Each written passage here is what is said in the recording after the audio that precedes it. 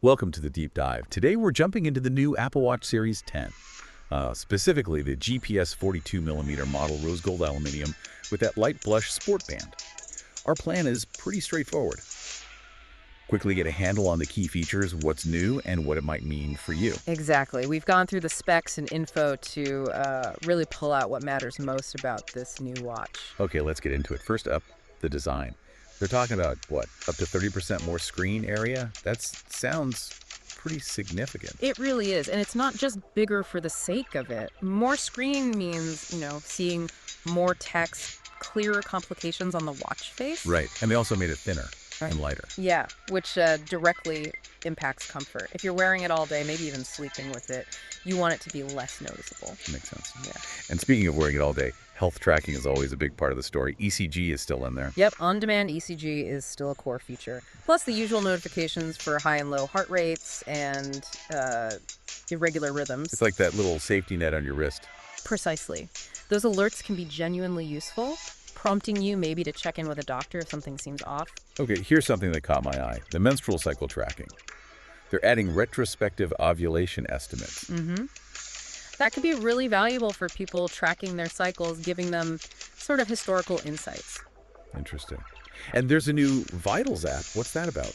So the Vitals app seems to consolidate those key overnight metrics. Things like your heart rate while sleeping, respiratory rate. Okay, so a snapshot of your overnight health. Exactly. It paints a broader picture. And the sleep tracking itself, there's mention of potential sleep apnea detection capabilities. Which could be huge for overall health if it proves reliable. Definitely a significant area to watch. All right, shifting gears to fitness. Activity rings are still the customizable pillars. Yep, you can still tailor those to your own goals, but the workout app itself is getting smarter. How so? They're introducing more advanced metrics, notably training load.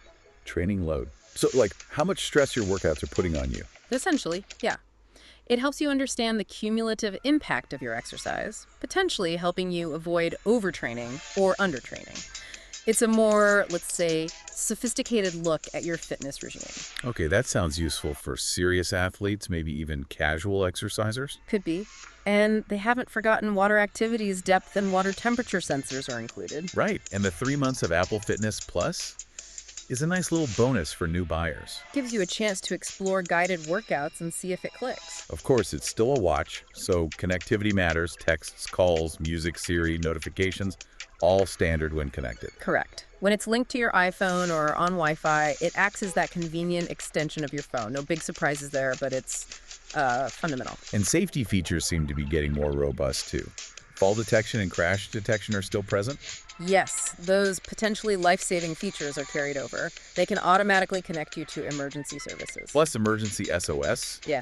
And there's a new check-in feature. Right. Check-in allows you to automatically notify a friend or family member when you arrive at your destination. Just a little extra peace of mind. Good for peace of mind. What about durability? How tough is this thing? Sounds pretty solid.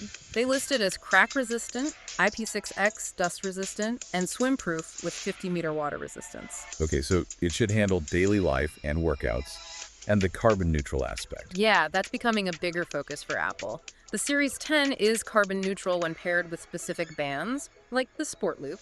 It ties into their wider environmental goals, which you can read about on their site. Right, apple.com/2030. Lastly, how does it play with other Apple devices? As seamlessly as you'd expect, really. Unlocking your Mac automatically, precision finding for locating a misplaced iPhone, Apple Pay. It's all part of that integrated ecosystem. Tons of bands and watch faces for personalization. Naturally. Of course. Customization is key. Okay, so summing it up quickly. The Series 10 seems to offer a noticeably larger display, deeper health insights, especially around sleep and cycle tracking, refined fitness metrics like training load, solid safety features, and that tight Apple ecosystem integration.